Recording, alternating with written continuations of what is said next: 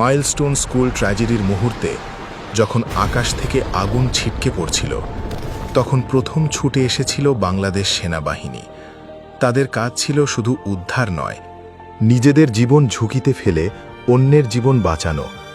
প্রচণ্ড আগুন, ধোঁয়া আর হাহাকার, এই ভয়াবহ পরিবেশেও তারা ছিলেন সাহস আর শৃঙ্খলার প্রতীক।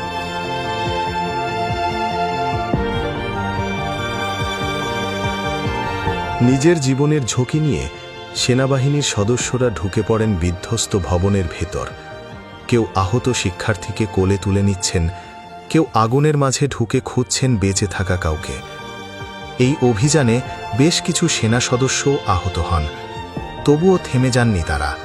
তাদের উপস্থিতি শুধু উদ্ধার নয়, ছিল সাহস, ছিল আশ্বাস, আমরা আছি, ভয় পেও না। আজ যখন কেউ মিথ্যাচার ছড়ায়, বলে সেনাবাহিনী নাকি ঘটনা গোপন করেছে, লাশ গুম করেছে, তখন আমরা বলি, এই সৈনিকদের চোখে চোখ রেখে বলুন, তারা কি অপরাধ করেছে? নাকি তারা নিজের জীবন দিয়ে অন্যের জীবন বাঁচিয়েছে? সেনাবাহিনীর জামা কাপড় খুলে, নিজের জামাটা খুলে ডাকছে যে এটা আমার সবাই কথাটা।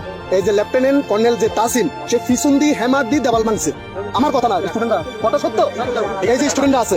কিন্তু সেনাবাহিনীর 5 থেকে 8 থেকে 10 জন অসুস্থ হয়ে গেছে এই উদ্ধার কাজের জন্য।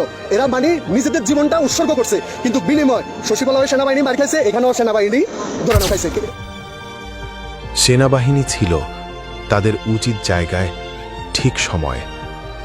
এই দেশ যেমন আমাদের, তেমনি তাদেরও। তাই কৃতজ্ঞ হই তাদের সাহস আর আত্মত্যাগের কাছে।